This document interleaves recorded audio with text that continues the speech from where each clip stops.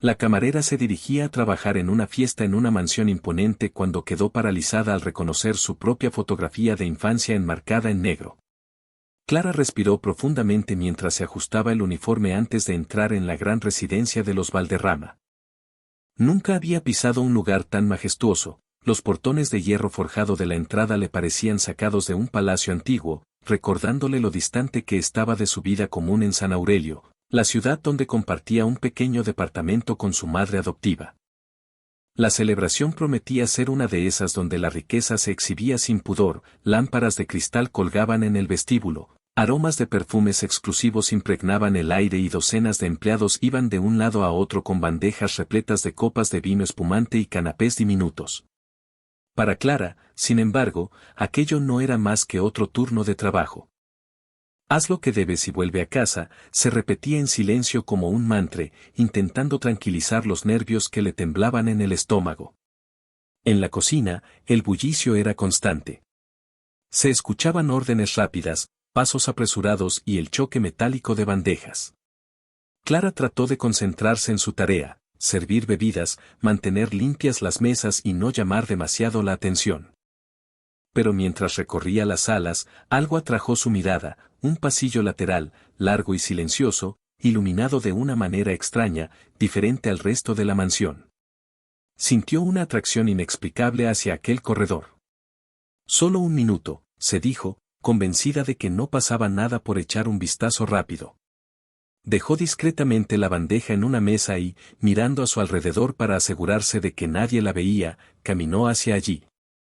El contraste era perturbador, mientras en los salones principales se escuchaban risas y música, aquel pasillo parecía ajeno a la fiesta, casi sagrado. Las paredes estaban adornadas con retratos antiguos de la familia Valderrama.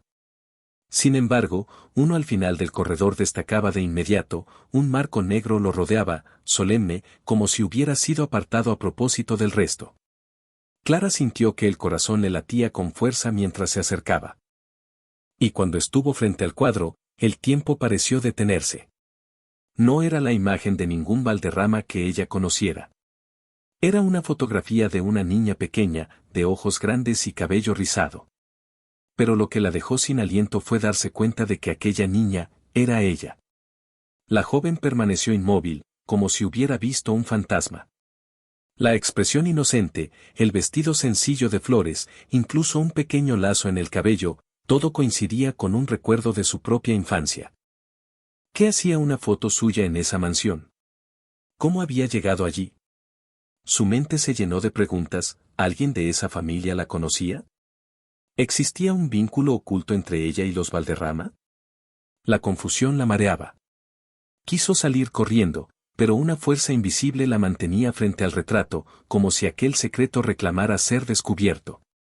Unas carcajadas lejanas provenientes del salón principal la devolvieron a la realidad. Con manos temblorosas, se apartó del cuadro y regresó apresurada a la cocina. Intentó aparentar normalidad, pero la intriga la devoraba por dentro. Esto no puede ser coincidencia, murmuró apenas, tomando de nuevo su bandeja. Durante el resto de la velada apenas pudo concentrarse en su trabajo, una y otra vez, su mente volvía a ese pasillo y a la fotografía. ¿Por qué nadie le había contado algo así? Antes de terminar el turno, Clara se armó de valor para preguntar discretamente a una empleada veterana de la mansión, con quien había cruzado algunas palabras en otras ocasiones. La mujer, llamada Rosa, llevaba más de una década trabajando allí. Oye, Rosa, ¿quiénes son las personas en esos retratos del pasillo? Preguntó Clara fingiendo curiosidad casual. Rosa se encogió de hombros. La mayoría son familiares antiguos de los Valderrama. Algunas fotos llevan ahí más tiempo del que puedo recordar. Ni siquiera sé quiénes son todos. ¿Por qué? ¿Alguna imagen te llamó la atención? Clara tragó saliva. Dudó en contar la verdad. Finalmente forzó una sonrisa. No, nada importante, solo curiosidad. Rosa asintió y volvió a su tarea. Pero Clara sintió que el peso del secreto crecía aún más dentro de ella. Esa noche, al llegar a su modesto hogar en San Aurelio, no pudo dormir. Permaneció acostada, mirando el techo, mientras la imagen del retrato la perseguía. Sabía que no podía dejarlo pasar, no era posible que fuese una coincidencia. Y lo peor era que no tenía a nadie a quien recurrir en busca de respuestas. Al amanecer, tomó una decisión. Iría a ver a doña Teresa, su madre adoptiva, con la esperanza de que ella pudiera darle alguna explicación. Desde niña, Clara sabía que había sido adoptada, pero nunca había sentido la necesidad de indagar más. Había crecido agradecida, convencida de que lo importante era el amor y no los orígenes. Pero ahora, por primera vez en su vida, necesitaba saber la verdad. Clara llegó a la pequeña casa de doña Teresa en las afueras de San Aurelio con el corazón acelerado. Aquel lugar siempre había sido un refugio cálido para ella, lleno de recuerdos sencillos y de olor a pan recién hecho. Pero esa mañana, la incertidumbre lo teñía todo de sombras. Tras un breve saludo y unos minutos de charla trivial, Clara no pudo contenerse más. «Mamá, necesito preguntarte algo sobre mi adopción», dijo con voz temblorosa. Doña Teresa levantó la vista de su tejido, sorprendida. Hacía muchos años que Clara no mencionaba ese tema. «¿Por qué me preguntas eso ahora, hija?» Clara dudó, pero las palabras terminaron saliendo atropelladas. «Anoche, mientras trabajaba en la mansión de los Valderrama, vi una foto. Era de mí, cuando era niña. No lo entiendo, ¿qué hace mi imagen allí?» El silencio se apoderó de la habitación. Doña Teresa dejó el tejido sobre la mesa y suspiró profundamente. «Clara, sabes que siempre he sido honesta contigo. Te adoptamos cuando apenas eras un bebé. Fue un proceso rápido, nunca supimos mucho de tus padres biológicos, salvo que no podían hacerse cargo de ti. Jamás indagué más». Las palabras eran sinceras, pero insuficientes. Clara sintió que la respuesta era demasiado simple, casi superficial. Agradeció la conversación, pero en su interior una certeza se encendió, había mucho más detrás de aquella historia. Durante los días siguientes, la joven intentó continuar con su rutina, pero la imagen del retrato en la mansión Valderrama la perseguía como un fantasma. Y cuando volvió a ser llamada para trabajar allí, supo que no podía desaprovechar la oportunidad de seguir investigando. La noche del evento, apenas llegó, buscó a Rosa, la empleada veterana. Mientras ambas organizaban bandejas, Clara habló en voz baja. «Rosa, necesito tu ayuda, esa niña de la foto, soy yo. Estoy segura. ¿Sabes cómo pudo llegar esa imagen a esta casa?» Rosa frunció el ceño. Se quedó en silencio unos segundos, evaluando si debía responder. Finalmente bajó la voz. «Clara, no sé qué relación tengas con esta familia, pero te diré algo, los Valderrama tienen muchos secretos. Y algunos no son fáciles de descubrir, ni siquiera para los que trabajamos aquí desde hace años. Si tu foto está en esos muros, significa que algo hay. Ten cuidado. A veces, encontrar la verdad puede ser peligroso». Un escalofrío recorrió la espalda de Clara. La advertencia no era casual. Al día siguiente, incapaz de quedarse quieta, decidió acudir al registro civil. Quizás los documentos oficiales pudieran darle una pista. La sala de espera era gris y fría, y el tiempo parecía avanzar lentamente. Finalmente, una funcionaria le entregó un sobresellado. Con manos temblorosas lo abrió allí mismo. Encontró el certificado de adopción que confirmaba lo sabido, había sido adoptada de bebé. Pero había algo más. En los documentos aparecía un apellido que jamás había visto. Valderrama. El aire se le hizo pesado. ¿Era posible que tuviera lazos de sangre con la familia para la que trabajaba como camarera? Esa misma noche, Clara buscó de nuevo a Rosa. La encontró en la despensa y le mostró los papeles. «Mira, mi apellido biológico es Valderrama». «¿Qué significa esto?» El rostro de Rosa palideció. Cerró la puerta de la despensa con rapidez y la hizo sentar. «Esto es más grande de lo que imaginaba. Clara, si realmente eres una Valderrama, entonces estás mucho más ligada a esta familia de lo que crees. Yo he oído rumores, dicen que don Ramiro Valderrama, el patriarca, hizo muchas cosas cuestionables para quedarse con la fortuna familiar. Hubo un accidente misterioso hace años, los padres de tus padres murieron en circunstancias extrañas. Desde entonces, Ramiro es el único al mando. Clara sintió un nudo en el estómago. ¿Era posible que sus padres biológicos hubieran muerto en ese accidente? ¿Y que Ramiro estuviera involucrado? ¿Sabes algo más de ese accidente?, preguntó con voz apenas audible. Rosa negó con la cabeza. Solo sé que él nunca habla de eso. Pero si en verdad estás relacionada con los Valderrama, ten mucho cuidado. Esa familia guarda secretos peligrosos. Clara asintió, aunque el miedo la envolvía. En ese instante comprendió que había cruzado un umbral, ya no se trataba de una simple curiosidad. Estaba enredada en una trama oscura, donde su propia identidad estaba en juego. Decidió entonces ir más allá. Una noche, tras terminar su turno, se deslizó hacia el ala más antigua de la mansión. Aquella parte de la residencia estaba semivacía, cubierta de polvo, como si alguien hubiera querido olvidar lo que allí se guardaba. Al llegar frente a una puerta cerrada, giró el pomo con el corazón en la garganta. Para su sorpresa, esta vez se dio.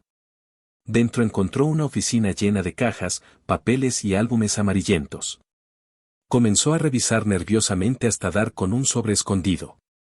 Era un informe oficial sobre el accidente que había costado la vida a 2 miembros de la familia Valderrama. Entre las líneas, un nombre destacó: Ramiro Valderrama figuraba como testigo del suceso. Clara sintió un frío recorrerle la espalda.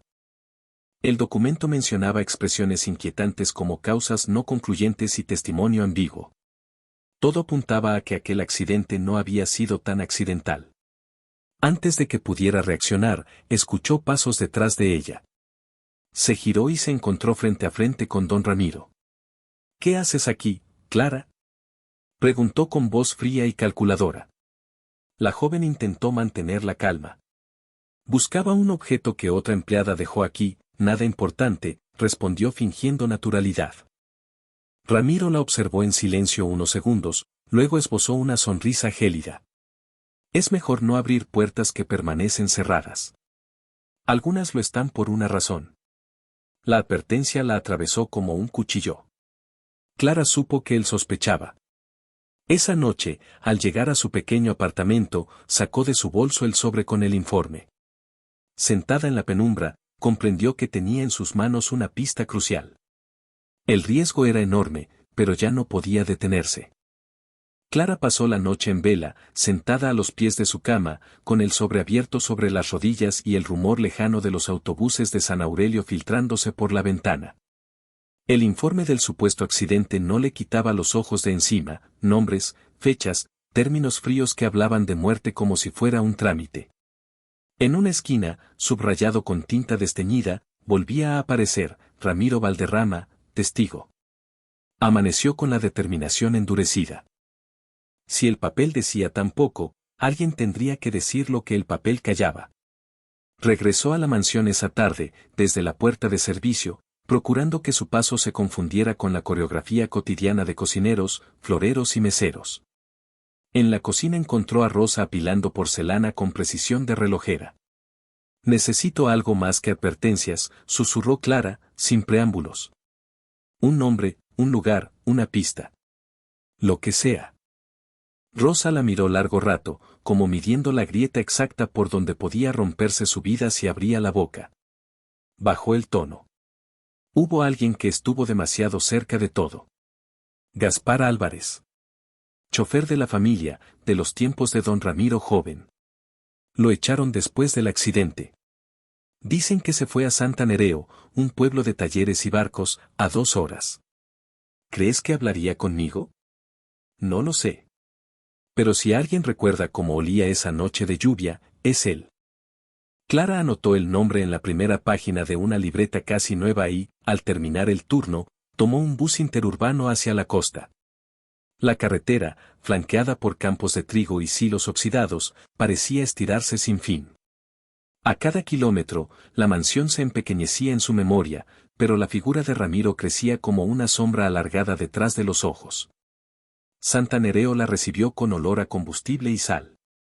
Mecánicas con overoles azules, perros callejeros que dormitaban a la sombra de botes varados, un bar con toldo desteñido donde la radio soltaba boleros viejos. Preguntó por Gaspar Álvarez en una ferretería de esquina.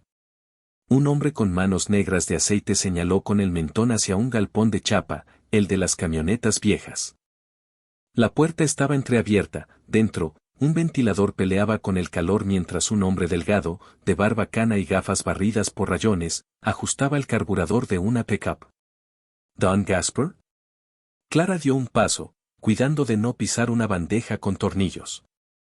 Él alzó la vista. En su mirada hubo primero fastidio, luego una cautela cansada. ¿Quién pregunta? Me llamo Clara Ortega. He venido por un asunto que le compete a los Valderrama. El gesto del hombre se tensó, casi imperceptible.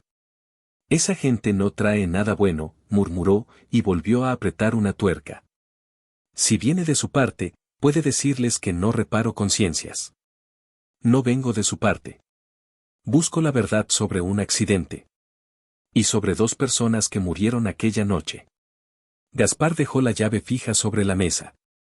El golpe del metal sonó como una campana en el taller. Creí que nadie pronunciaría esa palabra aquí, dijo, y señaló una banqueta. Siéntese. Y hable claro. Clara, con la voz que le salía a tramos, contó el retrato en el pasillo, el registro civil, el informe con lagunas y la advertencia helada de Ramiro. Cuando terminó, el ventilador había dado decenas de vueltas y el sol se había movido un palmo en el piso. Usted es de la sangre, dictaminó Gaspar en voz baja. Se le nota en los ojos. No sé quién soy, don Gaspar. Por eso vine. El hombre se secó las manos con un trapo. Miró hacia la calle, como esperando que el mar le trajera permiso. La noche del accidente, empezó, llovía como si el cielo tuviera cuentas pendientes. Yo conducía una berlina negra. En el asiento de atrás iban Lucía y Octavio Valderrama, hizo una pausa, examinando el rostro de Clara. Ella sintió el nombre igual que se siente el filo frío en la piel. ¿Eran mis padres? Lo eran, afirmó. Ese día me ordenaron cambiar la ruta habitual. Un desvío por la carretera del Molino. No pregunté, los choferes no preguntamos. Pero al tomar la bajada, el pedal del freno se hundió como si pisara vacío. El silencio los tragó unos segundos. Intenté domar la bestia, continuó. Logré morder el guardarraíl, rozarlo, disminuir, pero la curva final nos escupió. La berlina giró, la lluvia era vidrio. Después, oscuridad. Recuerdo el olor a combustible, a pasto mojado y metal calentándose. ¿Y Ramiro? Forzó Clara, con los dedos apretando la libreta. Llegó antes que cualquiera. No sé cómo, los ojos de Gaspar se enturbiaron. Traía un impermeable gris. Me dijo que me callara. Que si abría la boca, ningún taller me volvería a contratar. Yo estaba aturdido, con sangre en la ceja. Me empujó a un lado y se fue con los policías cuando llegaron. El informe dice causas no concluyentes. Porque el mecánico que revisó la berlina firmó un papel a cambio de silencio. ¿Tiene pruebas? Gaspar se levantó sin responder, cruzó el taller y abrió un armario bajo. De allí sacó una agenda de cuero atada con cordel y un sobremanila reforzado con cinta. Lo colocó en la mesa con cuidado. Guardé copias, dijo. Una hoja del taller Manzanedo con anotaciones sobre el circuito de frenos, fechada 2 días antes del siniestro, con una recomendación de reemplazo urgente. No se hizo. Y un recado grabado en una minicinta, la voz de Héctor Manzanedo, el dueño del taller, diciendo que le pagaron por dejar todo como estaba. Clara rozó el cuero de la agenda como si tocara la mano de alguien a quien no conocía y, sin embargo, echaba de menos desde siempre. ¿Por qué no habló, don Gaspar? Preguntó sin reproche. Hablé donde pude, respondió con una sonrisa triste. Y perdí trabajo, casa, amigos. Aquí nadie quiere problemas con los Valderrama. Si usted piensa abrir esa puerta, tenga claro que al otro lado no hay aire fácil. Se quedaron callados unos instantes, oyendo crujir la lata del galpón. Al fin, Gaspar empujó hacia ella el sobre. Llévelo. Si digo que no lo vi, no miento. Le debo más que una explicación, dijo Clara, guardando el sobre en la mochila. Si esto sale a la luz, puede haber consecuencias. Ya las hubo, zanjó él. Que ahora recaigan donde corresponde. Clara salió del taller con el viento a favor y el corazón hecho una fragua. En la estación, el bus de regreso vibraba impaciente. En el asiento junto a la ventana abrió la agenda, adentro, además de la hoja del taller, encontró una tarjeta vieja con el nombre Dr. Beltrán Cifuentes, asesor legal. En el reverso, a bolígrafo, no dejar papeles en el retiro. El retiro. Reconoció el nombre, era como la familia llamaba a una casa olvidada en las afueras, una construcción antigua que Rosa había mencionado una vez, entre cuchicheos. El bus avanzó serpenteando, los postes de luz, como metrónomos, marcaron una decisión. Llegó a San Aurelio de noche. Caminó rápido las 3 cuadras hasta su edificio. El zaguán olía a humedad y a pintura vieja. Mientras buscaba las llaves, el teléfono vibró en su bolso. Número desconocido. ¿Hola? El silencio tenía el filo de un vidrio recién roto. Luego, una voz grave, deformada por estática. Deja de escarbar, Clara Ortega. La tierra a veces se viene encima. La llamada se cortó. Ella quedó inmóvil, con la puerta entornada. Respiró hondo y se obligó a entrar, encender la lámpara, colocar el sobre la mesa como si fuera un animal que pudiera huir. No llamó a doña Teresa. No quería sembrar preocupación donde ya había tantas ausencias. En cambio, llenó un vaso de agua y pensó en la tarjeta del doctor Beltrán. Abrió el portátil, escribió su nombre en un documento en blanco y, a falta de directorio telefónico, añadió debajo todo lo que tenía, fechas, nombres, direcciones probables, la mención a El Retiro. Afuera, una sirena pasó como un cometa lejano. Dormitó poco. Al amanecer, volvió a la mansión. No para trabajar, para mirar. Desde el portón secundario, observó el movimiento de jardineros y un camión que descargaba cajas. En la galería lateral, junto a un ficus gigantesco, apareció un hombre que Clara apenas había cruzado en pasillos, Iván Valderrama, primo de los de adentro, unos años mayor que ella, siempre con aire de no pertenecer del todo. Él la vio, pareció dudar y se acercó. Tú no tenías turno hoy, dijo, más curioso que hosco. Vine a devolver una bandeja que me llevé por error, improvisó, señalando una bolsa de tela. Iván la estudió con un gesto complicado de definir. Aquí casi nadie hace preguntas y nadie trae cosas de vuelta.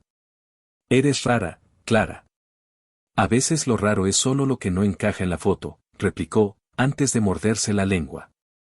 Él ladeó la cabeza, como si le hubiera gustado la frase en silencio. Ten cuidado con Ramiro, dijo al fin, bajando la voz.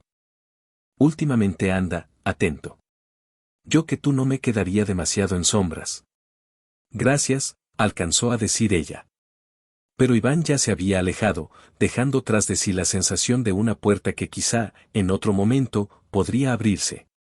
Ese mismo mediodía, Rosa se le acercó entre bandejas de fruta tallada. Debí hablar con Iván. Buen chico, pero no comprometa su cuello. No fue él quien me buscó.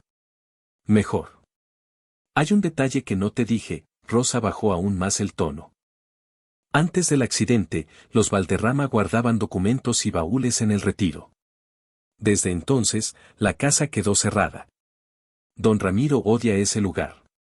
Justo lo que necesitaba oír. Cuando el reloj de la cocina marcó las 4, Clara ya había trazado un plan tan simple como riesgoso. Esa noche, con ropa oscura, una linterna y la mochila con el sobre de Gaspar, iría a El Retiro. Si la nota del doctor Beltrán decía no dejar papeles ahí, era porque alguna vez los hubo. Y quizá quedara algo que Ramiro no alcanzó a borrar. El Retiro dormía en un terreno cercado por eucaliptos, a media hora de la ciudad.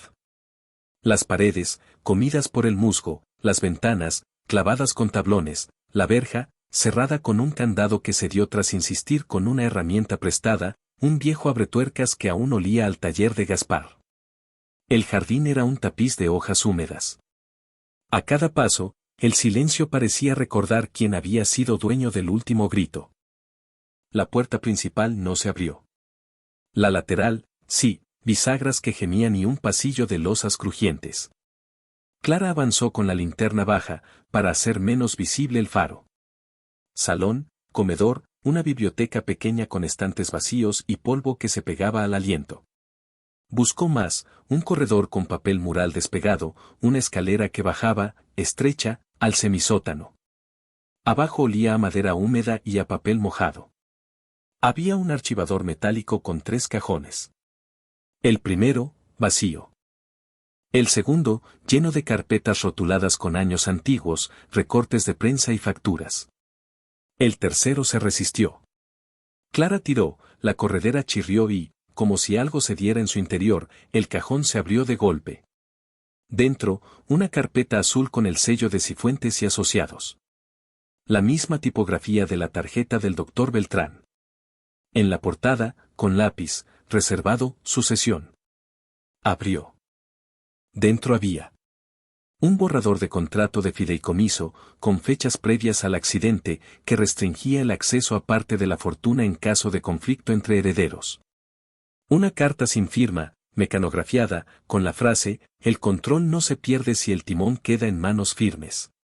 Un recibo de pago a Taller Manzanedo por revisión general, fechado exactamente 2 días antes del siniestro. Y, entre 2 hojas finas, un papelito casi transparente con 3 palabras, Ruta del Molino. El corazón le martillaba la garganta. Guardó la carpeta en la mochila, apagó la linterna un instante para escuchar. Nada. Solo el goteo paciente de alguna filtración. Estaba por subir cuando oyó, arriba, el crujido imposible de un peso sobre madera. Se congeló. Volvió a ponerse la linterna en la mano, apagada. Contó mentalmente hasta 10. Otro crujido, más cerca. No estaba sola. El instinto le dijo que no subiera por donde había bajado. Caminó en penumbra hasta una ventanita mínima a ras del suelo. Empujó, la pintura agrietada cedió con un quejido. Afuera había un cantero hundido. Dejó primero la mochila, luego se deslizó ella, raspándose el antebrazo. Cuando asomó la cabeza, una sombra cruzó el pasillo de arriba como una nube. No esperó a saber si la había visto, recogió la mochila y corrió agachada entre los eucaliptos, la respiración en ráfagas. No paró hasta llegar a la carretera. El celular vibró. Mensaje de un número desconocido, no vuelvas a lugares que no te pertenecen. Clara, con los dedos temblando, apagó el teléfono. Alcanzó la parada de bus con la certeza de que Ramiro, o alguien que le trabajaba, había olido su presencia. Mientras el bus venía, abrió la mochila lo justo para tocar la carpeta. Estaba ahí. No se había imaginado esa tinta, ni esas fechas, ni ese nombre. De regreso en su apartamento, cerró la puerta con doble vuelta y se permitió, por primera vez en días, llorar sin sonido. Lloró por lo que aún no sabía nombrar, por la chica del retrato, por el taller con olor a sal, por la casa que crujía bajo pies ajenos. Luego se lavó la cara, hizo café y extendió sobre la mesa el mapa que había dibujado en su documento, Gaspar, Manzanedo, Beltrán Cifuentes, El Retiro, fideicomiso. Un hueco en el medio. ¿Quién dentro de la familia podría no estar con Ramiro? Pensó en Iván, en su advertencia sin pedir nada a cambio. Apretó los labios. No tenía derecho a arrastrarlo, pero quizá él supiera dónde golpeaba más fuerte el edificio si querías derribarlo con una sola evidencia. Escribió su nombre en una esquina del papel y, junto a él, 2 palabras, Biblioteca Central. En las casas viejas, los libros no solo guardan historias, esconden recibos, notas, rastros. Doblando la carpeta y la agenda, Clara supo que la próxima jugada sería en la mansión, a la luz del día y con la máscara puesta, la de la camarera invisible que cambia copas por pruebas. Afuera, San Aurelio comenzaba a apagarse. Adentro, sobre la mesa, la palabra Valderrama ocupaba más espacio que nunca. La verdad ya no era un rumor, tenía peso, fecha y tinta. Y, sobre todo, tenía un camino de regreso. La mañana siguiente amaneció gris sobre San Aurelio. Clara se levantó antes del alba, revisó por enésima vez la carpeta y la agenda que le había entregado Gaspar, y guardó ambas en un compartimento secreto de su mochila. El sueño era imposible, cada crujido del piso, cada bocina en la calle le recordaba la sombra que había visto en el retiro. Sabía que alguien ya estaba siguiéndole los pasos. Volvió a la mansión esa tarde con la excusa de un nuevo evento de gala. Se vistió con el uniforme de camarera, respiró hondo y entró por la puerta de servicio. Las cocinas estaban en ebullición, el bullicio de los preparativos le ayudó a disfrazar la ansiedad. Allí, entre el ruido de ollas y cuchillos, buscó con la mirada a Iván Valderrama.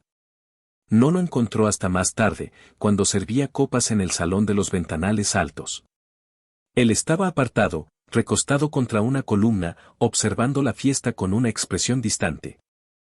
Parecía un invitado resignado más que un heredero orgulloso. Clara aprovechó un descuido y se acercó con discreción. «Necesito hablar contigo», murmuró sin apartar la mirada de la bandeja. Iván arqueó una ceja. «¿De qué se trata?» «Aquí no es el mejor lugar». «En la biblioteca, dentro de 15 minutos», dijo Clara antes de retirarse. El corazón le latía como un tambor cuando entró a la biblioteca central. Las lámparas daban una luz cálida, y el olor a cuero viejo impregnaba las estanterías. Iván ya estaba allí, sentado en un sillón con un libro cerrado en las manos. «Bien, ya estoy», dijo en voz baja. «Dime qué te preocupa». Clara respiró hondo. «He descubierto que soy parte de esta familia. Encontré documentos, fotos, pruebas de que el accidente donde murieron mis padres no fue un accidente. Ramiro estuvo implicado». Iván dejó el libro sobre la mesa, su rostro serio y pálido. «Siempre sospeché que él escondía algo, pero esto es demasiado». «¿Tienes pruebas?» Clara abrió la mochila lo justo para mostrarle un fragmento de la carpeta azul y el sobre de Gaspar. «Aquí está la confirmación. No puedo seguir sola. Si alguien puede ayudarme desde dentro, eres tú». Iván se inclinó hacia ella, bajando la voz hasta un susurro. «Yo tampoco confío en Ramiro. He visto cosas, escuchado discusiones. Y sé que hay un cuarto secreto detrás de estos estantes. Una sala que mi padre me mencionó cuando era niño. Nadie entra allí, salvo Ramiro». Clara sintió un escalofrío. «¿Dónde?» Iván se levantó y caminó hacia una estantería en el extremo. Presionó 2 volúmenes de aspecto idéntico y un clic mecánico sonó en la pared. Un panel se desplazó lentamente, revelando una abertura estrecha. «Aquí. Pero si nos descubren, no habrá excusas». Ambos se colaron en la sala oculta. Dentro, un escritorio de roble cubierto de carpetas, llaves y un teléfono antiguo. Cajoneras cerradas con llave llenaban la pared. En el aire había un leve olor a tabaco rancio. Clara comenzó a revisar con rapidez.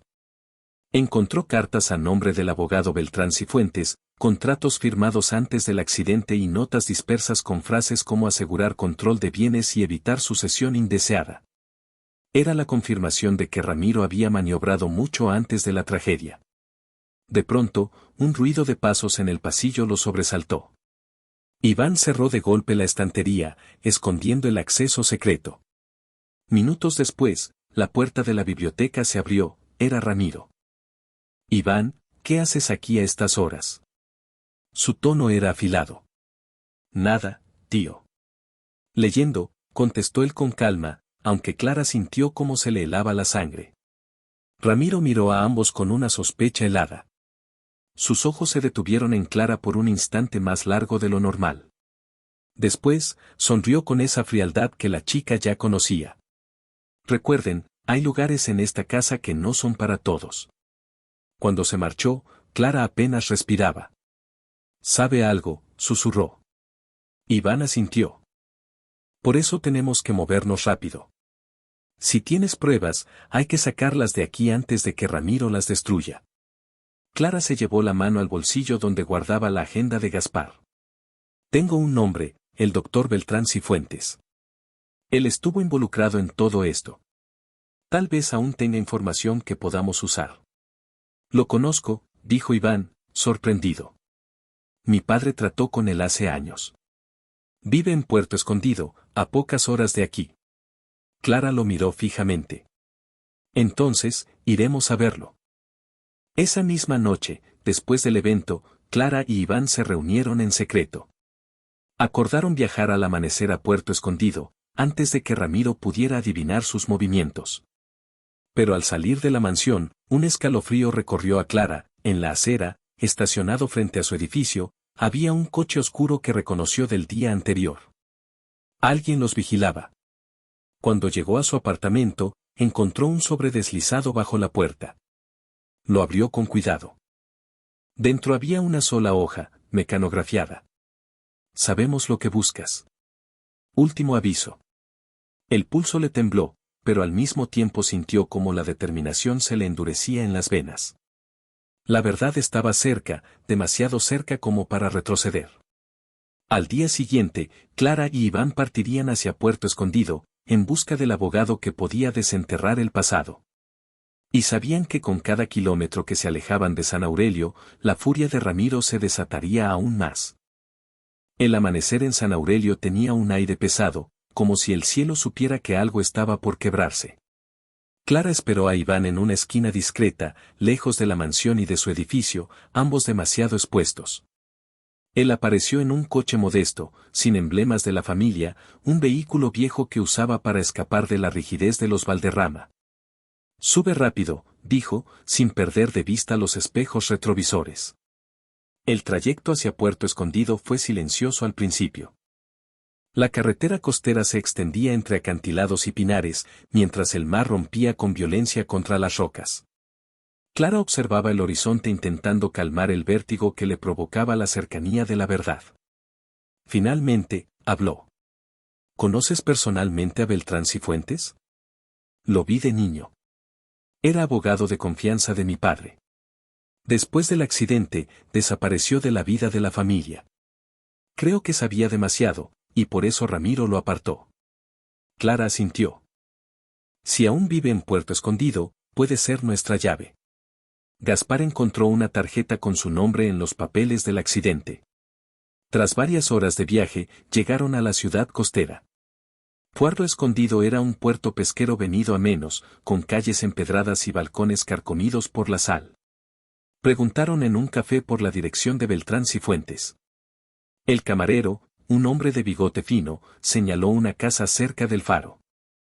La vivienda tenía persianas torcidas y una puerta descascarada por el viento marino. Iván golpeó con los nudillos. Unos segundos después, la puerta se abrió apenas y asomaron los ojos cansados de un hombre de cabello gris. ¿Qué quieren?, preguntó con voz ronca. Doctor Cifuentes, dijo Clara. Venimos porque buscamos la verdad sobre los Valderrama. El hombre palideció. Miró a ambos con desconfianza y estuvo a punto de cerrar. Clara colocó rápido el sobre de Gaspar en la rendija. Tenemos pruebas. Y su nombre aparece en ellas. Hubo un silencio pesado. Finalmente, Beltrán abrió la puerta. Entren. Pero si alguien los vio llegar aquí, estamos todos perdidos. El interior olía a polvo y a papel viejo. Estanterías repletas de carpetas desbordaban en la sala. El abogado se dejó caer en un sillón y se llevó las manos al rostro. Creí que nunca más volvería a escuchar ese apellido, murmuró. ¿Quiénes son ustedes? Clara respiró hondo. Soy Clara Ortega. Pero según mis documentos, mi apellido verdadero es Valderrama. Mis padres, Lucía y Octavio, murieron en aquel accidente. Beltrán levantó la mirada, con un brillo de reconocimiento. Entonces eres la niña, susurró. Yo sabía que habían ocultado algo, pero no pensé que tú llegarías hasta aquí. Iván intervino. Necesitamos pruebas, doctor. Documentos, cualquier cosa que demuestre que Ramiro estuvo detrás del accidente.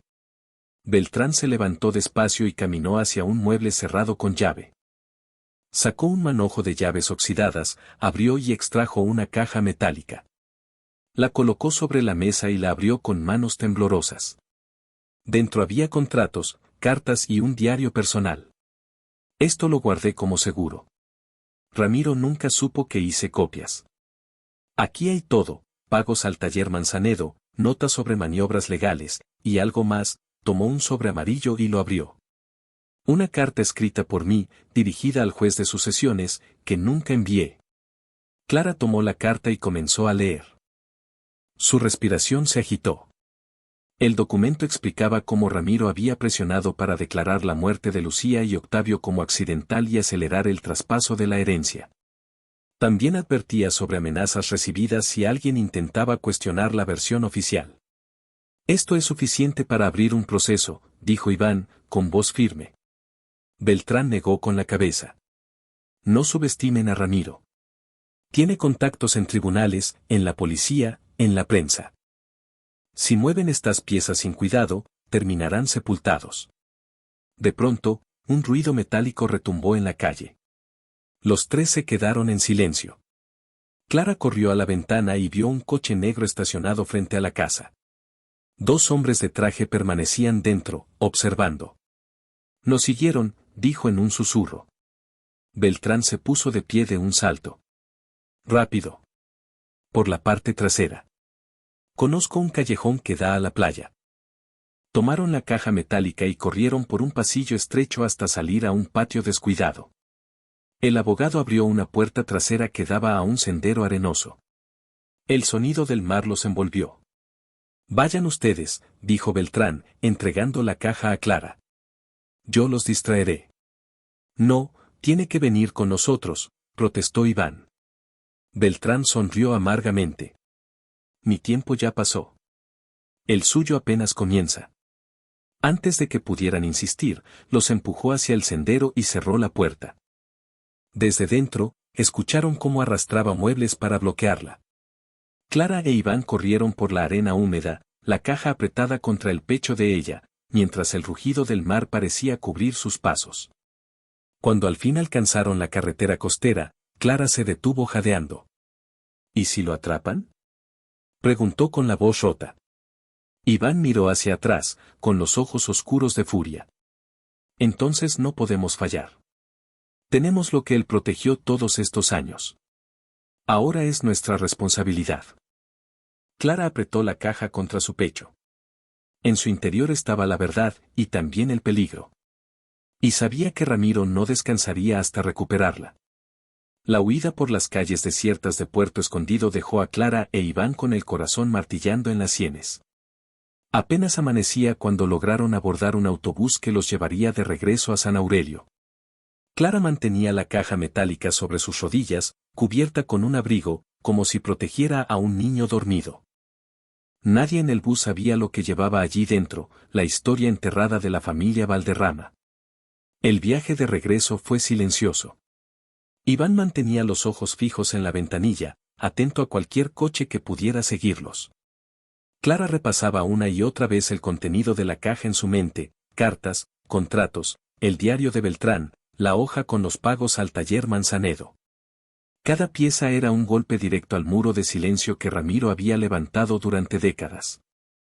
Cuando por fin llegaron a San Aurelio, no se atrevieron a ir ni a la mansión ni al apartamento de Clara.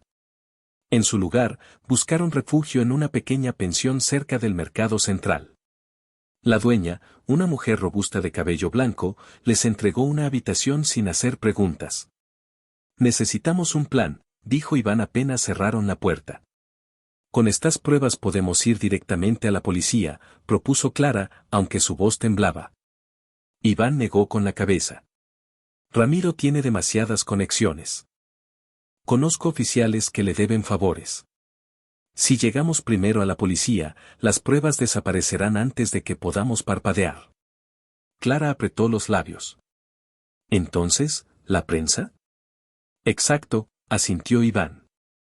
Un escándalo público lo acorralaría.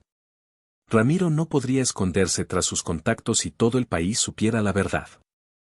Clara pensó en las advertencias de Rosa, en el sacrificio de Gaspar, en la decisión de Beltrán al quedarse atrás.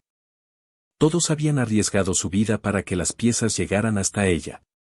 Conozco a alguien, dijo finalmente. Una periodista que trabajó conmigo hace años, cuando servía en eventos. Se llama Mariela Duarte. Siempre buscaba historias de corrupción. ¿Podría ayudarnos? Iván la miró fijamente. Si confiamos en alguien, tiene que ser en alguien así. Pero debemos movernos rápido. Ramiro ya sabrá que conseguimos algo. Esa noche, Clara se puso en contacto con Mariela usando un teléfono público. Habló en clave, citándola en un café discreto de la avenida principal. La periodista llegó con un cuaderno bajo el brazo y una mirada alerta.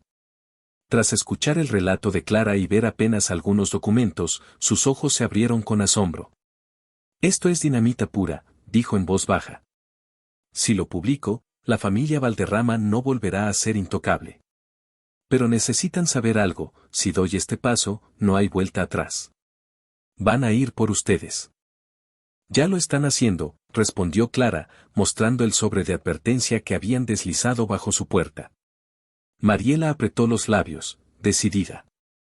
Entonces hagámoslo bien. Necesito copias de todo, grabaciones, testimonios. Con eso puedo preparar un reportaje sólido que nadie pueda desacreditar. Clara e Iván entregaron la caja metálica y pasaron horas revisando cada documento con Mariela. Ella fotografiaba, tomaba notas y hacía preguntas incisivas. El plan era claro, en pocos días, la historia estaría lista para publicarse en uno de los periódicos más influyentes del país. Pero esa misma noche, al regresar a la pensión, Clara sintió de nuevo el acecho. Un coche negro estaba estacionado frente al edificio, con los faros apagados. Iván la tomó del brazo y la guió rápidamente hacia una entrada lateral. En la habitación, Clara se dejó caer en la cama. Nos vigilan, Iván. Están cada vez más cerca. Él cerró las cortinas y cargó el móvil con manos tensas. Eso significa que vamos por el camino correcto. Ramiro sabe que ya no puede controlarlo todo. Clara abrazó la caja vacía, ahora solo llena de aire, como si aún contuviera la fuerza de las pruebas.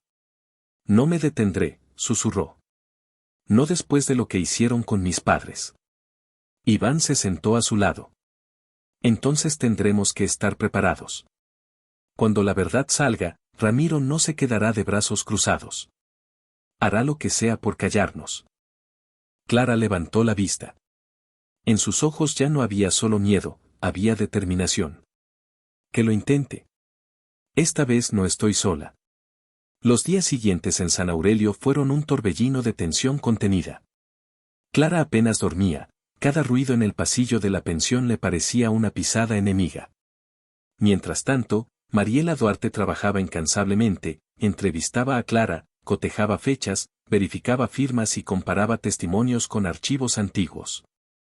El reportaje tiene que ser intachable, repetía la periodista. Si dejamos un solo cabo suelto, Ramiro lo usará para desmentirnos. En el cuarto de la pensión, Clara e Iván repasaban una y otra vez las copias de los documentos. Cada hoja era una pieza de dominó lista para caer. Al tercer día, Mariela llegó con el rostro cansado pero encendido. Está listo, anunció, colocando un fajo de papeles sobre la mesa. Mañana a primera hora saldrá en el Diario Nacional. El titular será contundente, la sombra de los Valderrama, corrupción, herencia y muerte. Clara sintió un escalofrío. Era lo que había soñado desde que vio el retrato en la mansión. Pero también sabía que, a partir de ese momento, no habría marcha atrás. Esa noche casi no pudieron descansar. A las 6 de la mañana, el eco de los periódicos recién impresos empezó a recorrer la ciudad. Clara bajó al kiosco de la esquina con Iván, y allí, en la portada, vio las palabras que cambiaban todo. Su propia historia, la de sus padres, la de la mansión, estaba frente a todos. La reacción fue inmediata. Las radios locales repitieron la noticia cada media hora, los noticieros televisivos enviaron móviles a la mansión Valderrama, y las redes sociales se llenaron de comentarios. Por primera vez en décadas, el apellido Valderrama ya no inspiraba admiración, sino sospecha. Lo logramos, susurró Clara, con un nudo en la garganta. Pero Iván, serio, no sonrió.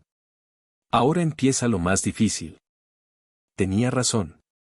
Esa misma tarde, mientras Mariela preparaba un segundo artículo con más pruebas, un grupo de hombres irrumpió en la pensión.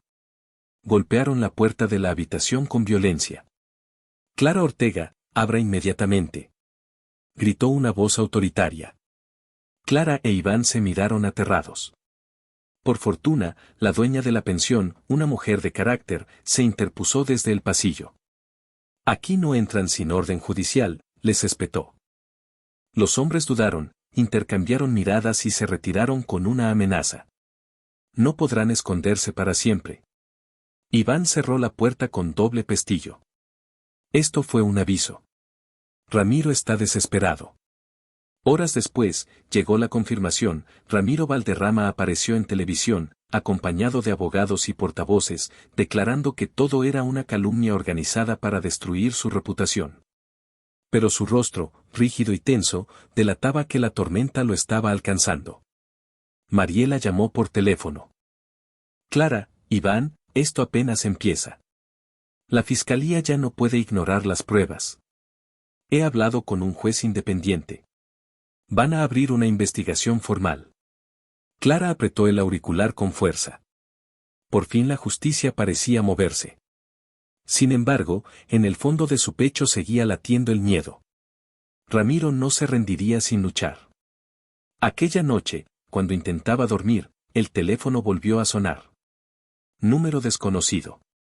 Contestó con voz temblorosa. Deja todo, Clara, dijo una voz grave, casi un gruñido.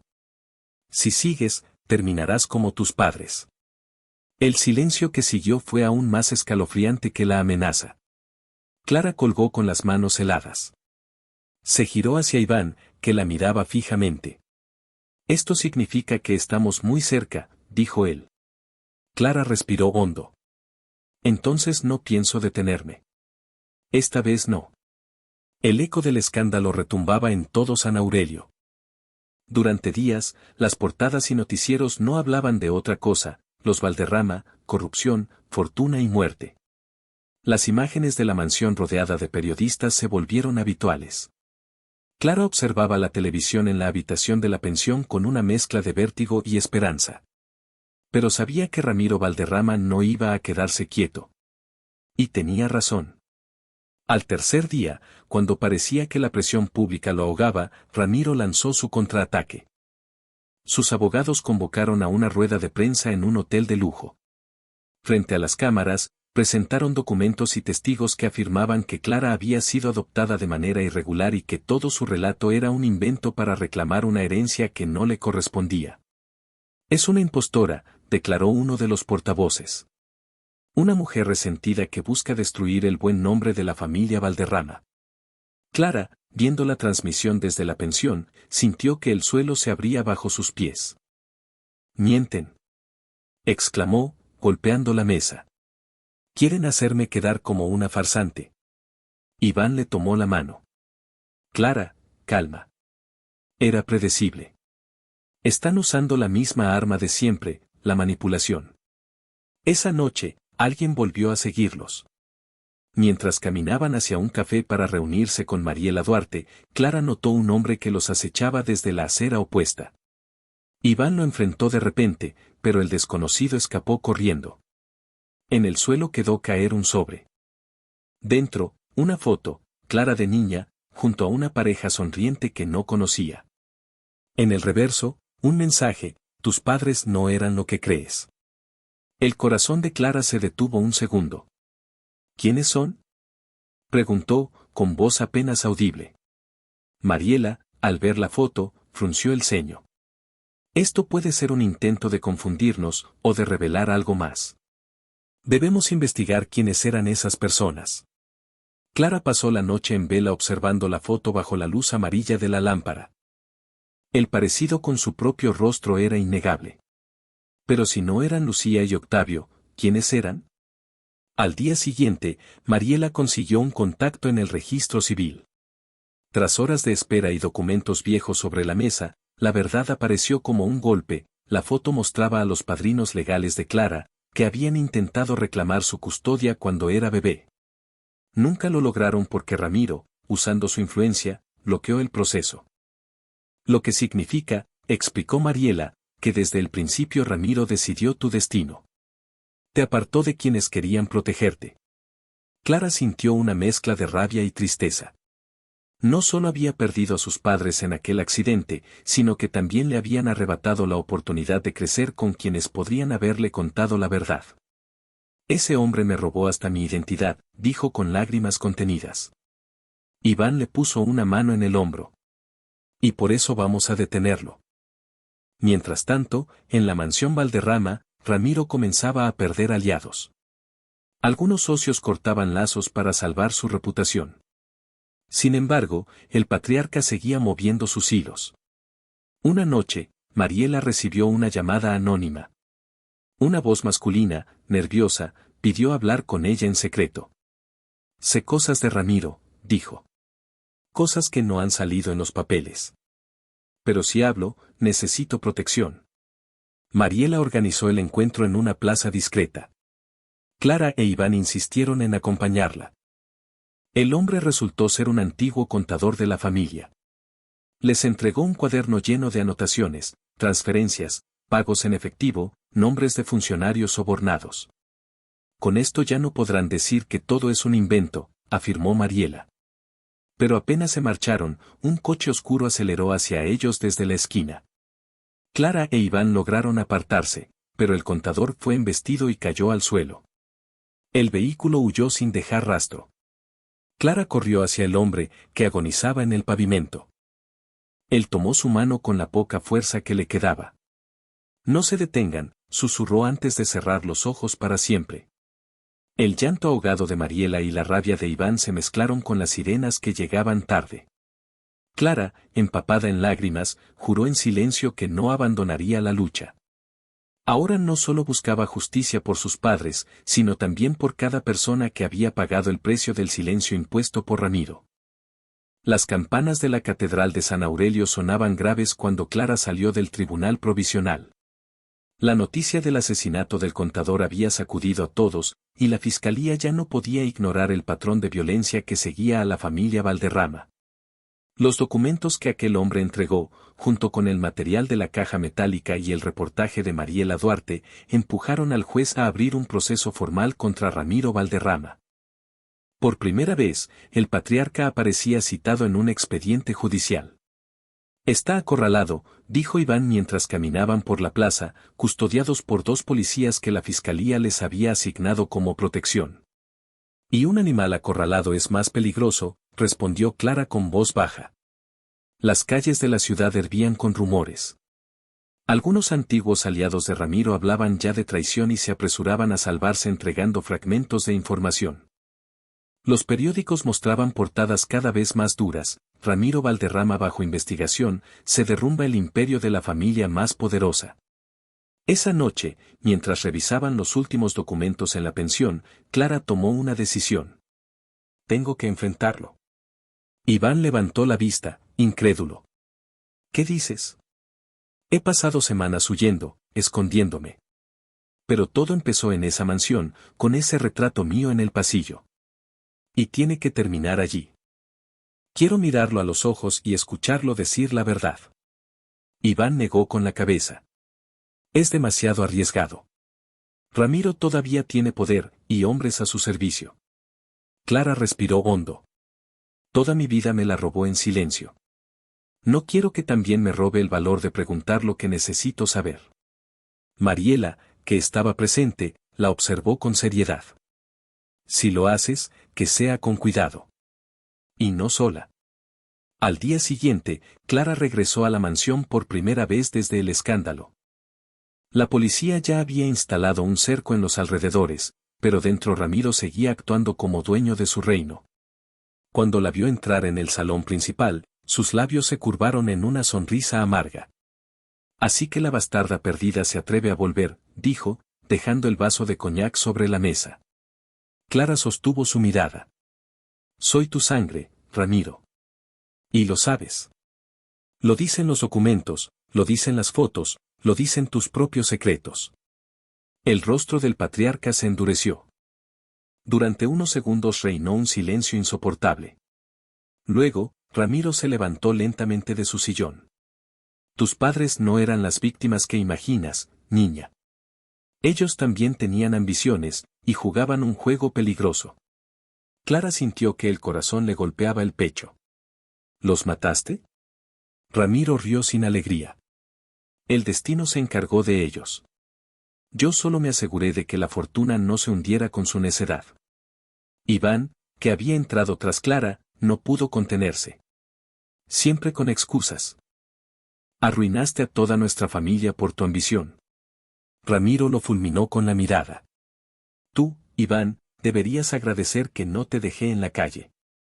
No tienes idea del peso de este apellido. Clara avanzó un paso, su voz temblaba pero no retrocedía. Lo único que sé es que mentiste, manipulaste y me condenaste a crecer en la oscuridad. Hoy no me intimidas más. Ramiro se acercó hasta quedar a un palmo de ella. Sus ojos eran dos brasas apagadas. Crees que la justicia te salvará, pero yo sigo teniendo cartas. Cuando caiga, muchos caerán conmigo, y puede que tú también. Clara sostuvo su mirada sin pestañear. Prefiero caer con la verdad que vivir con tu mentira. El silencio se quebró cuando agentes de la fiscalía irrumpieron en la sala. Ramiro retrocedió, sorprendido. Señor Valderrama, anunció uno de ellos. Queda formalmente detenido bajo cargos de fraude, obstrucción y homicidio involuntario. El patriarca intentó protestar, pero los uniformados lo esposaron con firmeza. Clara lo observó sin parpadear mientras se lo llevaban. Por un instante, él giró la cabeza y murmuró con una sonrisa torcida. Tus padres tampoco eran inocentes, algún día lo sabrás. La frase quedó suspendida como una sombra. Clara sintió que le faltaba el aire. Había conseguido que Ramiro enfrentara la justicia, pero sus palabras dejaban un eco que abría nuevas preguntas. Iván puso una mano sobre su hombro. No escuche sus últimas trampas. Lo importante es que ahora ya no puede hacerte daño. Clara asintió, aunque en su interior sabía que la historia aún no estaba del todo cerrada. El hombre que había marcado su vida estaba por fin en manos de la justicia. Pero la verdad completa sobre sus padres seguía enterrada en un pasado que apenas comenzaba a desvelarse. Esa noche, Clara volvió a la pensión agotada, con lágrimas silenciosas que mezclaban alivio y desgarro. Se sentó frente a la caja metálica y el diario de Beltrán. Pasó las páginas lentamente, buscando respuestas. Entre notas jurídicas y recortes de prensa, encontró un párrafo subrayado con tinta azul. Lucía y Octavio tenían un plan secreto para dividir la fortuna y escapar de la sombra de Ramiro. Nunca lograron llevarlo a cabo. Clara cerró los ojos. Ahora lo entendía, sus padres habían querido enfrentar al patriarca, y ese desafío había marcado su destino. El ciclo estaba a punto de cerrarse. El juicio contra Ramiro Valderrama se convirtió en el espectáculo más seguido de San Aurelio. Las cámaras abarrotaban los pasillos del tribunal, periodistas llegaban de otras ciudades y cada sesión era transmitida en directo. Por primera vez, el hombre que durante décadas había gobernado con miedo y dinero estaba sentado en el banquillo de los acusados. Clara asistía a cada audiencia, acompañada por Iván y Mariela Duarte. La fiscalía presentó pruebas sólidas, los contratos que manipulaban la herencia, los pagos ocultos al taller Manzanedo, los sobornos registrados en los cuadernos del contador asesinado. Cada documento, cada testimonio, era un ladrillo que derribaba la fortaleza construida por Ramiro. El patriarca, aún altivo, intentaba defenderse con su voz grave y su mirada de hierro. Pero poco a poco, sus argumentos se desmoronaban. Los testigos lo contradecían, las pruebas eran irrefutables y hasta algunos de sus antiguos aliados declaraban en su contra para salvarse. Un día, Clara fue llamada al estrado. Caminó hasta allí con las piernas temblorosas, pero la determinación firme en el corazón. El juez le pidió que contara su historia. Mi vida comenzó con un silencio, dijo, mirando a la sala. Crecí sin saber quién era, sin entender por qué mi rostro estaba colgado en una mansión llena de extraños. Pero descubrí la verdad, mis padres murieron en circunstancias que no fueron accidentales, y durante años se me negó la posibilidad de saberlo. Ramiro Valderrama no solo me arrebató mi herencia, sino mi identidad. Ramiro la observaba con una sonrisa amarga, pero Clara no apartó la mirada. Hoy estoy aquí no para reclamar riqueza, sino para reclamar la verdad. La sala estalló en murmullos. El juez pidió silencio, pero las palabras de Clara ya habían quedado grabadas en todos los presentes. Semanas después, el veredicto llegó. Ramiro Valderrama fue declarado culpable de fraude, falsificación de documentos y complicidad en el accidente que causó la muerte de Lucía y Octavio. No pudieron probar homicidio intencional, pero la condena fue suficiente, más de 30 años de prisión. Clara escuchó la sentencia con lágrimas silenciosas. No eran lágrimas de tristeza, sino de liberación. Por fin el hombre que había dominado su vida estaba derrotado. En las calles, la caída de los Valderrama fue recibida como el final de una era. Las propiedades de la familia fueron intervenidas, los socios huyeron y el apellido dejó de ser un símbolo de poder para convertirse en sinónimo de corrupción. Un mes después, Clara caminó por el cementerio donde descansaban Lucía y Octavio. La brisa movía suavemente las hojas de los cipreses. Llevaba en las manos un ramo de lirios blancos. Se detuvo frente a la lápida sencilla con sus nombres. He buscado respuestas toda mi vida, susurró. Y aunque no todo está claro, al fin sé la verdad suficiente. Lucharon por lo que creían justo, y yo seguí sus pasos. Colocó las flores y se quedó en silencio largo rato, dejando que el viento llevara consigo la última carga de rencor. Cuando se levantó, Iván la esperaba unos pasos atrás. ¿Lista?, preguntó él. Clara asintió. Sí. Es hora de vivir, no solo de sobrevivir. Semanas más tarde, se instaló en una pequeña casa cerca del puerto. No heredó fortunas, ni buscó ocupar el lugar de los Valderrama. Prefirió trabajar con Mariela en un proyecto nuevo, un centro comunitario para jóvenes sin recursos, un espacio donde nadie volviera a crecer con las sombras de un secreto. Cada vez que pasaba por el muelle y veía el mar abierto, recordaba a Gaspar, a Beltrán, al contador asesinado. Personas que habían arriesgado todo para que la verdad saliera a la luz. Y aunque la herida de sus padres nunca sanaría del todo, Clara sabía que el ciclo estaba cerrado. Miraba hacia adelante con esperanza. El apellido Valderrama ya no la encadenaba, era simplemente Clara, dueña de su propia historia. Y mientras el sol descendía en el horizonte, comprendió que había encontrado algo más valioso que el poder o la riqueza, la paz que solo trae la verdad.